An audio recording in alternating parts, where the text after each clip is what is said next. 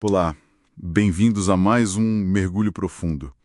Hoje a gente vai explorar uma relação que parece meio complicada: globalização e integração regional. Será que são opostos? Ou, se complementam? A gente está se baseando aqui num artigo bem legal do Cássio Silva Moreira. Ele argumenta uma coisa interessante, que os blocos regionais, na verdade, surgem por causa da globalização. E que a própria globalização, bem, é uma forma de integração.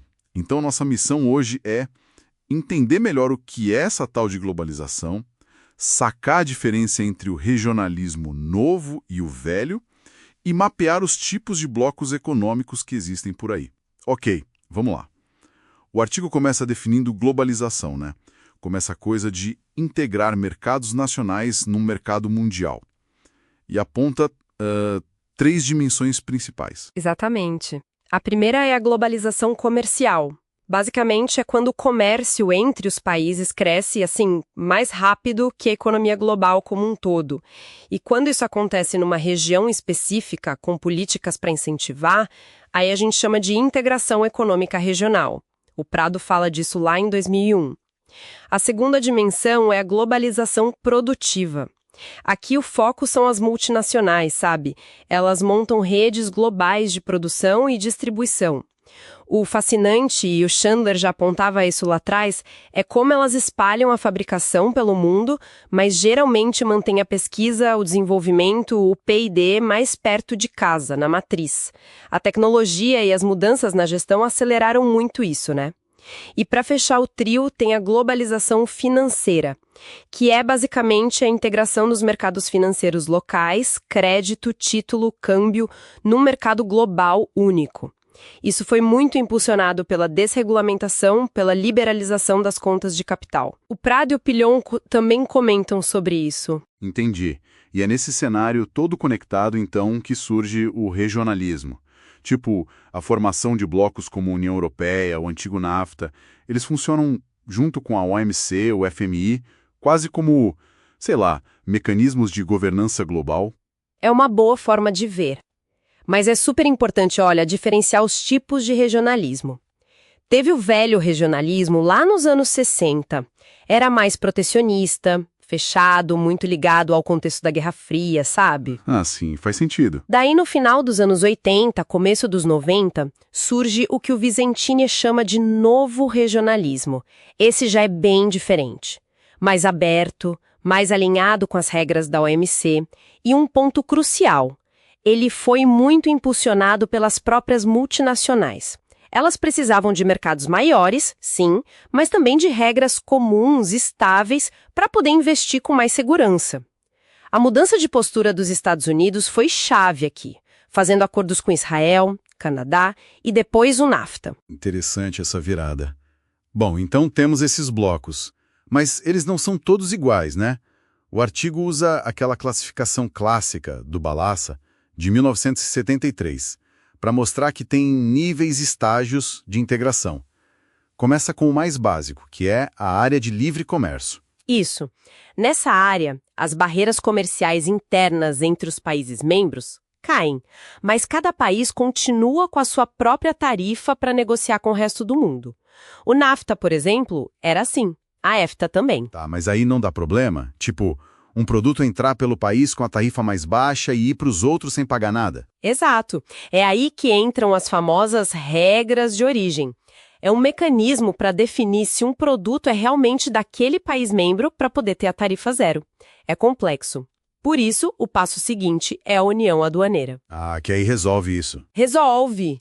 Porque além da área de livre comércio interna, você cria uma tarifa externa comum, a TEC.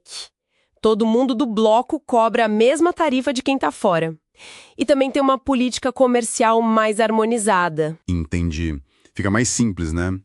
E depois disso, o que vem? Depois vem o mercado comum. Aí a coisa fica mais séria. Além da união aduaneira, você adiciona a livre circulação dos fatores de produção, capital e trabalho.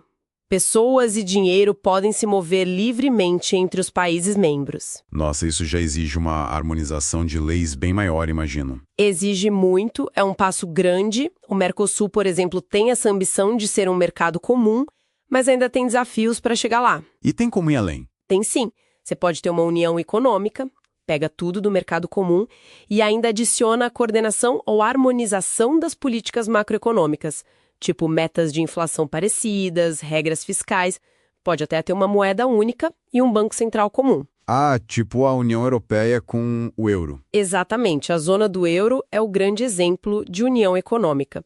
E no extremo, assim, teoricamente, você teria a integração econômica total, que aí já envolveria unificação política, política externa e de defesa comuns, uma autoridade supranacional forte.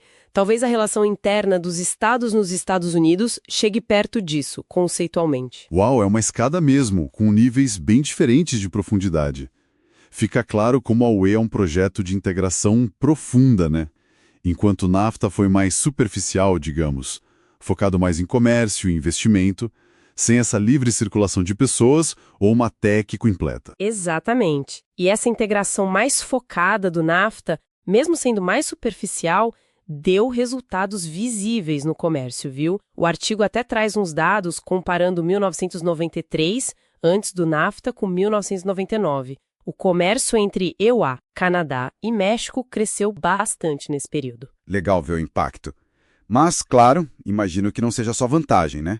O artigo deve mencionar os custos também. Menciona sim, tem custos, claro. O mais óbvio é a perda de autonomia política nacional para definir certas políticas, né? E tem o tal do desvio de comércio. Às vezes, por causa da tarifa zero, um país do bloco passa a comprar de um parceiro que nem é o mais eficiente globalmente, só porque ele está dentro do acordo. Isso pode ter um custo. Entendi. Mas e os benefícios? Os benefícios também são claros. Tem os que chamam de estáticos. Ganhos de eficiência por causa da especialização, economias de escala, maior poder de barganha do bloco nas negociações internacionais, e tem os dinâmicos, que muita gente acha que são até mais importantes no longo prazo. Estímulo ao crescimento econômico, atração de investimento estrangeiro direto, aumento da concorrência que força as empresas a serem mais eficientes e inovadoras. Então, juntando tudo isso, parece que a conclusão é que regionalismo e globalização não são exatamente inimigos, né? Muitas vezes os blocos regionais são, na verdade, uma forma de os países se inserirem e até gerenciarem sua participação nessa economia global. Um processo que, como você disse, foi até facilitado pelas multinacionais e por interesses estratégicos. Perfeito. E para a gente fechar, tem uma reflexão final interessante que o material levanta. Será que esses blocos regionais, que hoje podem parecer até que fragmentam um pouco o mundo, não poderiam ser, na verdade, apenas um estágio? Uma etapa intermediária? Talvez um caminho para uma integração global ainda maior lá na frente? É uma pergunta que fica, né, para a gente pensar.